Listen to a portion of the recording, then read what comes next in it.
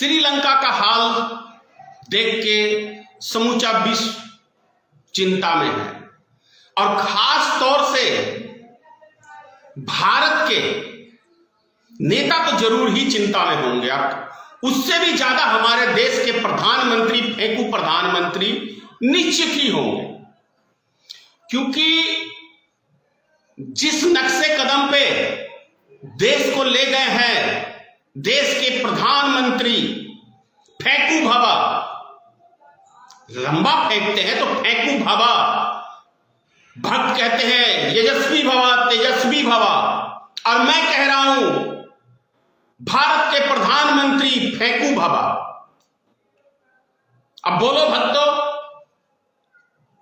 भक्तों के अब्बा श्री फेंकूराम है कि नहीं है? अब सवाल यह उठता है कि इस फेंकूराम को जो भी समर्थन दे रहा है अभी वर्तमान में, वो हमारे देश का असली दुश्मन है।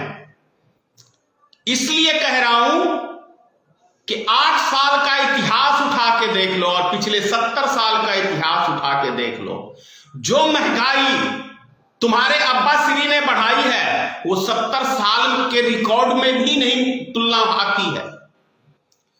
ये फेंकूराम पहले फेंकता था लंबी लंबी कि भाई जिस देश का रुपया गिरता है ना उस देश का बेड़ा गर्क हो जाता है, वो गड्ढे में चला जाता है। मोदी के इस बयान को याद कर लो भक्तों, कहा था कि नहीं कहा था, कहोगे तो वीडियो लोड कर दूंगा, खूब वायरल है वीडियो अभी खास तौर से। दूसरी बात, जब मोदी जी प्रधानमंत्री बने 2014 में तो रुपया के मुकाबले डॉलर की कीमत थी, मतलब अमेरिका का $1 और भारत का 58 रुपया कुछ पैसा। अभी 8 साल में इतना तरक्की किया हमारे देश ने कि 77 रुपया 50 पैसा $1। कौन ले गया देश को नर्क में, कौन ले गया देश को गड्ढे में, ये तो खुद आप तय कर लें, क्योंकि ये लैंग्वेज तो माननीय प्रधानमंत्री श्री फेंकू राम का है, फेंकू भवा। अब सवाल ये उठता है कि शतक लगाने का शौक हमारे फेंकू भवा को हर चीज में है। अब ये देखना है कि रुपया हमारा कब शतक लगाता है, भारत का 100 रुपया और अमेरिका का $1, ये देखने की बात है। क्योंकि हमारे फेंकू भवा ने 40 रुपया 8 साल में सिर्फ डीजल पे बढ़ाए हैं, 40 क्यों 45 रुपया। 70 सालों में 60 रुपए पे आया डीजल का दाम और सिर्फ 8 सालों में उसको 100 के पार ले गए। ये फेंकू भवा, तेजस्वी भवा, यशस्वी भवा या जो भी भवा कहो वो ठीक है। ये है, पेट्रोल को देख लो, 8 साल में 50 रुपया बढ़ाया है, 8 साल में। रेलगाड़ियों का किराया देख लो 8 साल में दुगुना तिगुना, और एसी की तो बात ही निराली है। तो कैसे हमारे प्रधानमंत्री जी अभी देश को आगे ले जा रहे हैं। श्रीलंका का हाल देख लो, श्रीलंका का जिक्र, राष्ट्रपति प्रधानमंत्री लगभग नेता को नंगा करके दौड़ा दौड़ा के मार रहे हैं। माननीय प्रधानमंत्री जी सिक्योरिटी बढ़ा लो, क्योंकि भारत के भी कुछ हालात ऐसे ही होने वाले हैं, क्योंकि जनता में धीरे धीरे अंदर से उबाल आ रहा है। आपका जो ये प्रयोगशाला जो आपने देश को बना रखा है ना उद्योगपतियों के लिए, ना इस देश में कोई उद्योगपति आपका मित्र रहेगा आने वाले टाइम के अंदर, और ना आप लोग रहोगे, क्योंकि जनता में उबाल शुरू हो चुका है धीरे धीरे धीरे। भैया भक्तों, तुम संभल के रहना, क्योंकि सबसे ज्यादा सामत तुम्हारी आएगी। क्योंकि तुम्हारी अम्मा भी खतरे में है इस टाइम में, तुम्हारी बहन भी खतरे में है, और तुम लोग तो हो ही खतरे में। यही बीमारी फैला रखा है ना देश में कि मोदी नहीं होता तो हमारी अम्मा भी नहीं होती, हमारी बहन भी नहीं होती और हम भी नहीं होते। यही अब्बा उड़ा रखे हो ना देश में, मूर्खों। और कुछ भक्त तो ऐसे हैं, कैसे लगता है कि पता नहीं भैया कौन सा जन्म घुट्टी पिला रखा है इन देश के दुश्मनों को। ये देश के दुश्मन ही है अंधभक्त, ये देश के हमारे हितैषी नहीं है। क्योंकि कुछ पैसे इन लोग को मिलते हैं, ऐसे ही थे आरएसएस के दलाल सब अंग्रेजों के टाइम के अंदर जो अंग्रेजों की गुलामी करते थे, और आज इनकी टीम के अंदर ऐसे दलाल सब हैं जो चंद रुपयों के लिए इस देश को बर्बाद करने में लगे हुए हैं। तो ये सब चीजें समझो। और सबसे बुरा हाल अंधभक्तों का और आरएसएस का आने वाला है, और क्या कहते हैं बीजेपी के लोगों का। क्योंकि महंगाई तो हर व्यक्ति को चुभ रही है कांटे की तरह। उन गरीब मिडिल क्लास के परिवारों से पूछो कि कैसे उनका घर का चूल्हा जल रहा है। उजाला योजना बनाया था गैस सिलेंडर का 410 का, अरे शतक से भी पार कर दिया, कमाल का। भाई यशस्वी भवा ने कितना बड़ा तीर मारा, इसीलिए तो कभी ये बेशरम कभी मीडिया के बीच में नहीं आता है। बेशरम ही है हमारा प्रधानमंत्री, शर्म लिहाज कहीं सब बेच के खाया हुआ व्यक्ति है।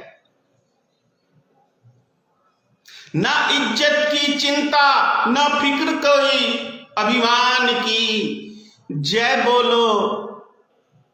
क्या कहूं, फेंकूराम बेईमान या देश का लुटेरा, क्या कहें। बेईमान भी है, फेंकूराम भी है, और इस देश का लुटेरा भी है। भले इसने शादी में करके घर वाली छोड़ दी, लेकिन इस फेंकूराम के शौक किसी शादीशुदा व्यक्ति से उनके तो शौक नहीं होते, लेकिन इस फेंकूराम को दिन में 4 वस्त्र ही चेंज होता है। अपने वेतन से करना, देश की जनता का पैसा। और कुछ हमारे देश में ऐसे चमन चूतिए कमेंट भी करेंगे अभी कि प्रधानमंत्री है, प्रधानमंत्री के बाप का पैसा है या तेरे बाप ने दिया है कमा के रे। कितना पैसा डोनेशन करता है, कितना पैसा टैक्स भरता है। अंधभक्तों तुमसे पूछ रहा हूं, कितना पैसा देते हो देश को टैक्स। मेरी बात करते हो, तुम्हारे फरिश्ते भी इतना टैक्स में देता हूं जो नहीं दे सकते हैं। समझ गए। इसलिए पूछता हूं डंके की चोट पे, क्योंकि खून पसीने की कमाई सरकार को देता हूं देश के लिए, नरेंद्र मोदी के शौक के लिए नहीं देता हूं। वेतन है, वेतन का हिसाब देगा कितना पैसा उस वेतन में से मोदी ने खर्च किया। 1 रुपया भी नहीं लेता है, तो दिन में 4 सूट कैसे बदलता है। 10,000 का सूट, अरे 5 लाख वेतन है तो एक दिन में उड़ा देता है। बाकी का पैसा कहां का, नाना का खर्चा है क्या। अच्छा नहीं लगेगा मेरी बात, क्योंकि सच्चाई है, कड़वी है, लगेगी, पीछे भी मिर्ची लगेगी और आगे भी लगेगी। हर हफ्ते 50 रुपए सिलेंडर पे बढ़ रहे हैं, हर हफ्ते पर 50 रुपए किसके बाप के लिए बढ़ा रहे हैं? देश के लिए। तो पैसा कहां गया देश का। पता है अंधभक्तों देश कितना कर्जे में डूबा है मोदी के आने से। नेट का युग है, खोल के देख लो एक बारी नेट, अंधभक्ति उतर जाएगी। अंधभक्तों के हाथ में दे दिया है एक वो झंडा, हनुमान चालीसा की किताब, यही रोड पे पढ़ने के लिए अब बच गए हो। इसी में भारत तुम्हारा विश्व गुरु बन जाएगा। विश्व गुरु बनाओगे हनुमान चालीसा पढ़ पढ़ के। मुद्दा कुछ नहीं है भारतीय जनता पार्टी के पास 2024 का चुनाव लड़ने के लिए, तो ये हनुमान चालीसा के भरोसे अब चले हैं। जबरन मुसलमानों के घर के आगे हनुमान चालीसा पढ़ेंगे, किसी मस्जिद के आगे पढ़ेंगे, दंगे होंगे। दंगे होंगे तो इस देश में मूर्खों की कमी नहीं है भाई, भरमार है। मीडिया इनकी चाटुकार मीडिया इनके पास है ही है भाई। ऐसे देश में गद्दार हैं, गद्दार मीडिया है हमारे देश में, इसमें कहीं कोई शक की बात नहीं है। देशद्रोही मीडिया है। देश के खिलाफ यदि ये मीडिया काम कर रही है तो देशद्रोही है। अगर देश की जनता को ये सच्चाई नहीं बता रही है तो देशद्रोही है। हमारे देश की दुश्मन है ये मीडिया, गोदी मीडिया। नाम ले रहा हूं, आज तक, जी न्यूज, न्यूज नेशन, अभी एक नव भारत टाइम्स से चला है, ये तो सबसे बड़ा, रिपब्लिक भारत, ये सारे देश के दुश्मन हैं, देशद्रोही चैनल हैं। इनके मालिक यदि इनको डायरेक्शन दे रखा, चाहे अडानी हो या अंबानी हो, तो ये भी देश के सबसे बड़े गद्दार हैं, बिजनेसमैन। अगर इस देश की जनता को लूट रहे हैं तो ये हमारे देश के दुश्मन हैं, उद्योगपति। अगर ये सीमित मार्जिन नहीं ले रहे हैं और दिन प्रतिदिन ये रेट बढ़ाए जा रहे हैं और ये दुनिया की दौलत लूट के मालामाल हो रहे हैं, तो निश्चित ये देशद्रोही हैं, ये बिजनेसमैन। ये देश की जनता को कंगाल करके सिंगल मालामाल हो रहे हैं, इसलिए ये इनको मैं देशद्रोही कह रहा हूं। ये हमारे देश की चिंता नहीं कर रहे हैं, हमारे देशवासियों की चिंता नहीं कर रहे हैं, हमारे देश के नागरिक की चिंता नहीं कर रहे हैं। इनको सिर्फ हमारे देश का आदमी गरीब हो रहा है और ये मालामाल हो रहे हैं, और इसको सपोर्ट कौन कर रहा है? हमारे देश की सरकार कर रही है, क्योंकि ये गूंगी बहरी सरकार है, कुछ नहीं बोलती है, सिर्फ मन की बात बोलती है और जनता की दिल की बात सुनना नहीं चाहती है। इसलिए है ये। समझ जाओ अंधभक्तों, अभी भी मेरा कुछ नहीं लोगे, जो जाएगा तुम्हारा ही जाएगा, और उन व्यक्तियों का जाएगा जो अभी ये हनुमान चालीसा के पाठ में उलझे हुए हैं देश में। कितनी 500 रुपए देता है भाजपा वाला या आरएसएस वाला, झंडा उठा के डोलो। बेरोजगार हो इसीलिए झंडा लेके डोले फिरते हो ना रोड पे। अरे ये बेरोजगारी की तो पहचान है कि आप झंडा लेके रोड पे दौड़ रहे हो काम धंधा की तलाश में। ये भी एक काम दे दिया, 500-500 रुपए मिल रहे हैं ना। किसके पास फुर्सत है? बाल बच्चेदार आदमी अपने बाल बच्चों की परवरिश के लिए कमाएगा। बेरोजगार आदमी देखते हो ना, 200 रुपए, 300 रुपए, 500 रुपए रैली में इकट्ठा होकर जाते हैं, वो बेरोजगार आदमी ही है। मध्य प्रदेश का भी एक वीडियो देखा था आप लोग ने। मीडिया ने जब पूछा, कुछ ईमानदार मीडिया है देश में, उन ईमानदार मीडिया वालों ने पूछा कि कितने रुपए मिलते हैं, तो भैया 150 रुपए पे ही आ गए। तो हमारे देश में किस कदर बेरोजगारी है, इससे हम अंदाजा लगा सकते हैं। यदि एक पटना में रैली होती है और गांधी मैदान जा रहा है यहां से मधुबनी से, तो कैसी बेरोजगारी है हमारे देश में। चलो भाई नाश्ता पानी मिल जाएगा, कम से कम घूम भी लेंगे और कुछ 100, 150, 500 रुपया भी आ जाएगा। तो ये है हमारे देश में रोजगार। जबरन सरकार ने बनाया तो कुछ नहीं है, किसी गरीब का घर तो बसाया नहीं है, लेकिन बुलडोजर लेके तोड़ने में लगे हुए हैं। अगर 2 मुसलमानों का घर टूट रहा है तो 50 हिंदुओं का भी घर टूट रहा है। ये भक्तों को समझ में नहीं आएगा। जहांगीरपुरी में देख लो, जहांगीरपुरी में जाके देख लो, पूछो भाई कितने मुसलमान के घर टूटे और कितने हिंदू के घर टूटे, नजर आ जाएगा।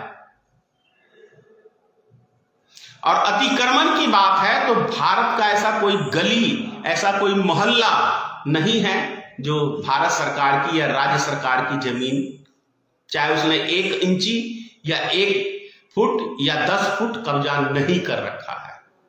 एक भी गली मोहल्ला नहीं मुझे कोई बता सकता है कि ये गली मोहल्ले में भारत सरकार का जो जमीन है, या बिहार सरकार या कहें राज्य सरकार कहीं का भी, जहां वो कहे कि अतिक्रमण। तो ये सिर्फ और सिर्फ एक राजनीतिक रोटी सेकने के लिए ये चीजें इस्तेमाल कर रही है। भारतीय जनता पार्टी से विकास की कोई उम्मीद यदि लगा रखा है तो इस संसार का सबसे बड़ा मूर्ख व्यक्ति है। क्योंकि भारतीय जनता पार्टी किसी गरीब गुरबा की पार्टी नहीं है, ये सिर्फ और सिर्फ कुछ उद्योगपतियों की पार्टी है। आरएसएस संगठन दलित, महादलित, ओबीसी समाज के लिए नहीं है। आरएसएस संगठन एक ब्राह्मणवादी संस्था है। आरएसएस संगठन, जो भी इसमें गए हैं वो इस संसार के बैकवर्ड समाज के जो भी व्यक्ति गए हैं वो मूर्ख व्यक्ति हैं। जो व्यक्ति गए हैं दलित समाज के वो महामूर्ख हैं, या 500 रुपए पे गए होंगे।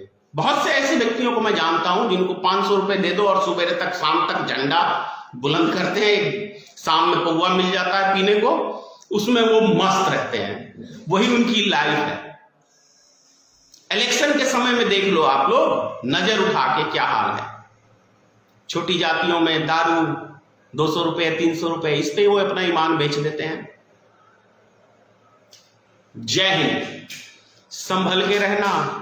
बहुत जल्द श्रीलंका का हाल भारत में भी होने वाला है। जिस कदर महंगाई,